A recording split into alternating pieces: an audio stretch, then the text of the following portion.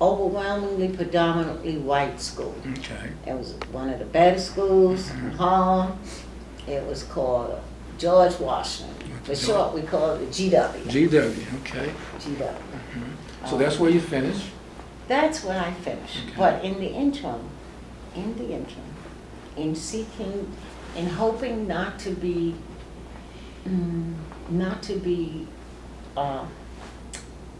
recognized as someone who came from the South, Mm-hmm. you know, Mm-hmm. what I did was isolate myself because we arrived at the end of the school year, you know, down here. And until school opened in September, which is when school starts in New York, in Mhm. September, I stayed in the house most of the time, Mm-hmm. hanging out the window, listening to the speech of the people below. Mm-hmm. I also watched the news at every opportunity that I could on Mhm. television, Mm-hmm. so I could mimic their voice patterns. Mm-hmm. And I read. Okay. I went to the library, consumed a lot of books, because I used to be an avid, ferocious reader. Okay. In any case, by the time school opened, no one could recognize from my speech that I came from Georgia. I talked just like everybody else Uh-huh. did. Okay. Okay, so I was cool. Mm-hmm. The second summer, once again from boredom, all right, and also because there was nothing to do as far as I was concerned, because mind you now, I had come from a totally athletic environment Mm-hmm. to, once again, Close again. closed again, trapped again. Okay. And what I did was, when I expressed that to my mother in some form, I don't know, whatever, she says, "Oh, I have something for you." Mm. And she went in a closet and dug out this tennis racket, Okay. made out of wood, Mhm. you know, and it was like, but I took that racket Mhm. and I went to a park and I started to teach myself to play tennis Okay. against the wall, Mm. okay? Because Mhm. little did I know, you know, the handball wall, Mhm. little did I know at that time that the likes of, what was his name? All I know is his last name was Gonzalez, that this was a method where he came from a Latin American country, that he had taught himself to play tennis. Okay. And see, the wall is the best thing and the best way that you could possibly ever learn to play tennis. I didn't know that at the time. Right, I'm right. just whacking at the ball, okay, Mhm, hitting the mhm. ball. But as I did so, and I did it consistently, because I got hooked on trying to hit that ball. Mhm. As I did so, I noticed after a while that there was a man who always came, and he was outside, you know, the gate there, you know, but he would stand for hours watching me. And I thought it was a pervert. Mhm. But it turned out, you know, one day he came through the gate and he said, "Would you like me to tell you, you know, to show you something?" And I went, "Oh, okay."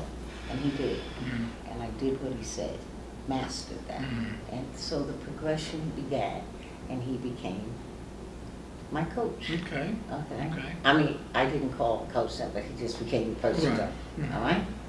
In the process of doing that, I did that for an entire summer. I was 15 at the time when Okay. I picked up the racket. Mhm. And by the end of that summer, he then revealed to me that he knew somebody who had taught Althea Gibson how to play. He was the one who discovered Althea Gibson, okay, Mhm. on the streets of Harlem. Mhm. And he's the one who had brought her to where she was, the status that she was. But she had disassociated herself from him. He had one arm. Okay. Mr. Fred, he had an arm that was shriveled just like that. Mhm. He was one of the most powerful tennis people, yeah, okay? Mhm. He taught Althea Gibson. So he thought, Mhm. the man thought, and his name almost came back to me, but we walked over across the bridge into the Bronx, and I met Fred Johnson. Mhm. And my coach had told him about me. Mhm. And so Fred had requested that he bring me to him.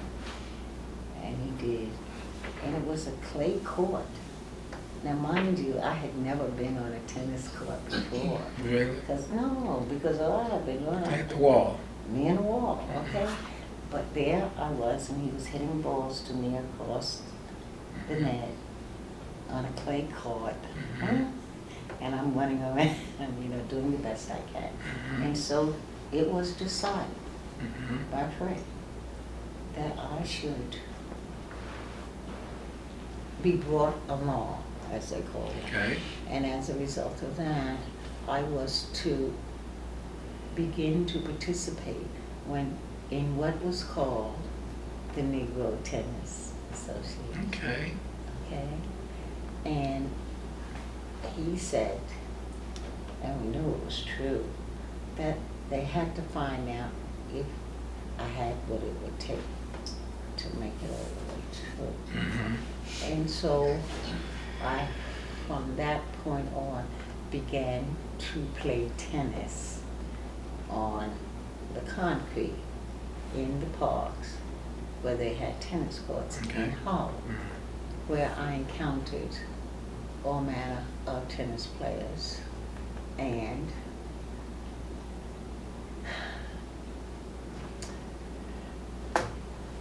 basically, I chose not to associate with them. And I did so because I thought that their attitude, I told you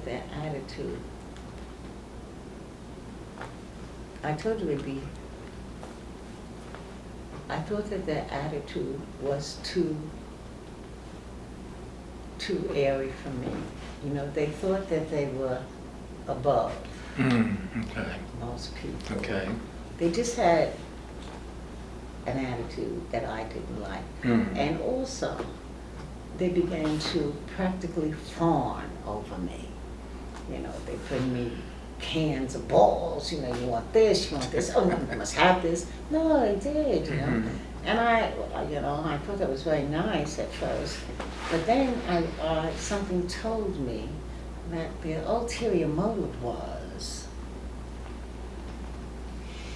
if I did go along and make it, Mhm. that they wanted me to remember them, and I Mhm. don't like that kind, Mhm. Okay. So, but I did get a chance that next summer to hit the circuit, and I'm proud to say that one of the persons on that circuit at the time was Arthur Ashe, Okay. Wow. and I became a friend of his. Okay. Yes. And even after, the summer was over, he used to write me letters Mhm. and all of that. Mhm. Okay? Okay. And I regret to this day that I didn't follow up on that in terms of answering, because that's just the way I am. Mhm. I didn't do it. But anyway, Okay. we're going to fast forward now, because I told you. You finished high school. Yes, and And as a what- result of my finishing high school, I did that at age 16, and I then I got a tennis scholarship To. to what was then called Tennessee A&I State University. Okay.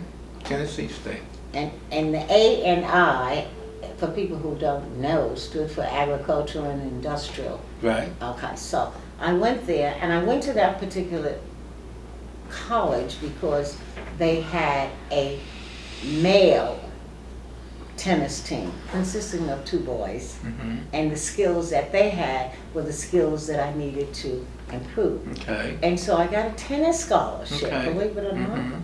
to go to Nashville, Tennessee, and be the girls' tennis team. A Okay. team of 1. Okay. One. A Mhm. team of 1.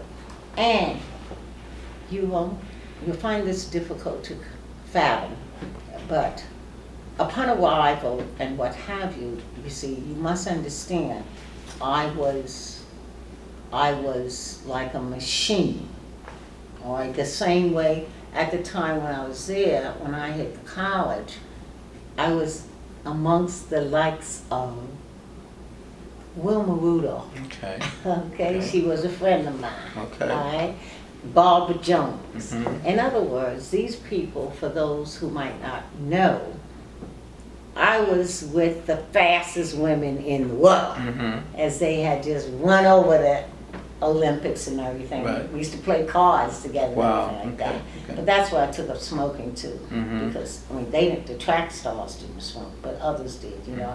And me being 16 and coming from New York, you know, I Mhm. wanted to fit in and think I was hip, you know.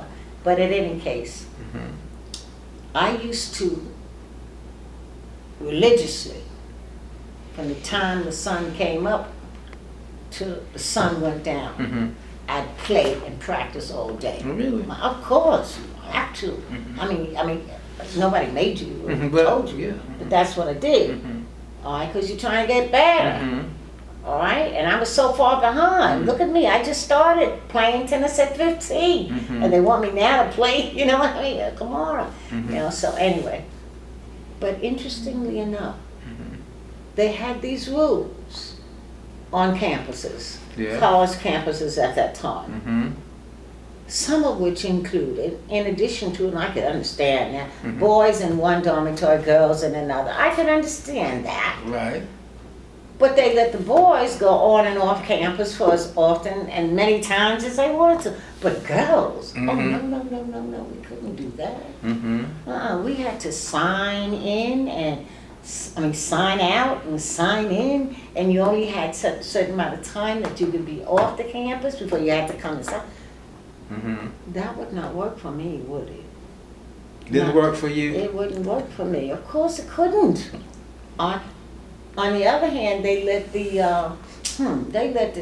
track team, they could run over hill, over valley, over dale, all over the place. Okay. All right, from sun up, because they would be out there running before breakfast, and they'd be running after dinner. But they would not allow me, although they gave me a scholarship, to go off campus except on the weekend.